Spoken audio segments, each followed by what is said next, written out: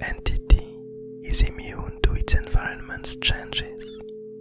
Welcome. Today's Doodle was based on the word paralysis. And for this peculiar one, we are coming back once again to a previous character that we've seen weeks ago. And so for this character, the first pathway that I drew was the drowned remains, which states that everything ends up being forgotten. And this peculiar pathway shows us the beast, the skull that remained of the beast. And it kind of recalled to me this creature that we saw a while back now for the word damp, which was this ocean abyssal creature that kind of emerged from the sea and tried to reach out to capture the hollow seedling and try to engulf it. And with this pathway, it brought me back this idea that this creature, just like the beast, seems to be one of these old, really dangerous creatures of the past that still lived within secluded places of the Abyss Garden.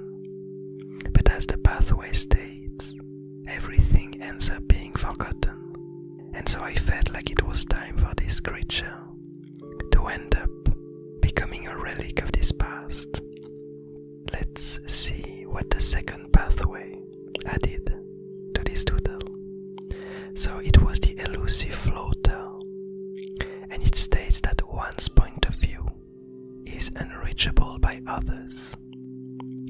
And so here, the idea that I got from this peculiar pathway is that I kind of wanted to show how isolated this character was from the rest of the Abyss Garden, how unreachable it was and how unreachable it became for the present of the Abyss Garden, because I really have it in my mind as a creature that was born a really long time ago and somehow managed to evade a lot of the dangers and a lot of the changes that happened in the Abyss Garden.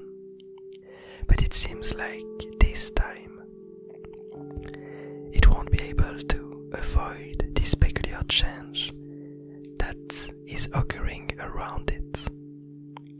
And so finally, the last pathway that I drew was the mind map, which states that one's path is ever changing. And so this third one basically brought me to the peculiar change that is happening in this scene.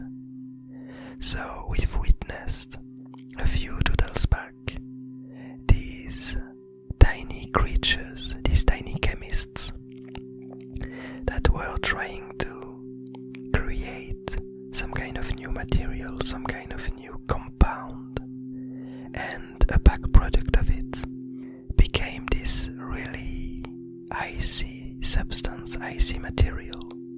Basically their experiment absorbed a lot of heat and a lot of warmth from its surroundings.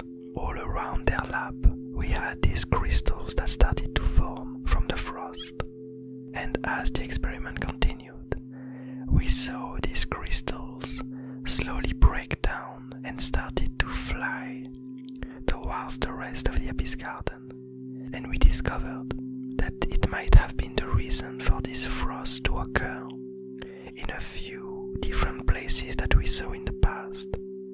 And it seems like now this change, this climate and environment change, is starting to sweep through the Abyss Garden and has finally reached this peculiar creature. And so we see it being entirely frozen, unreachable by the rest of the Abyss Garden, and probably for a while. And so we see that it somehow tried to protect itself by creating, or to protect something else, by creating this barrier with its body. And as it tried to go back inside of the water, it's as if it jumped with the water and tried to go back inside of its sea.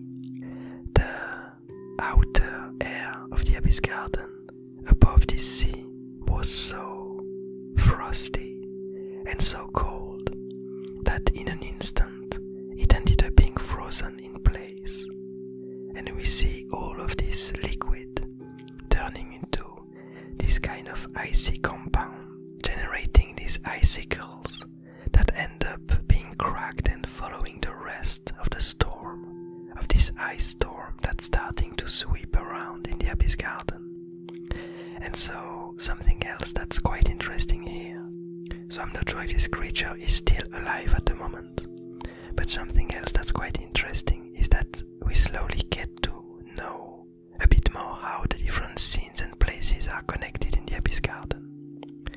We know that from this lab there are a few places that are close by where we already saw the frost happen, but we don't exactly yet know how all of these places are connected. But we slowly, as the different characters start to see each other and start to meet one after the other, we start to somehow have this map that starts to emerge of the Abyss Garden, with these different places that start to get connected. And we begin to see what leads to where, and where all of these different elements belong. But anyway, I hope you enjoyed this peculiar doodle. I hope you're having a nice day, a nice evening, a nice morning, and I'll see you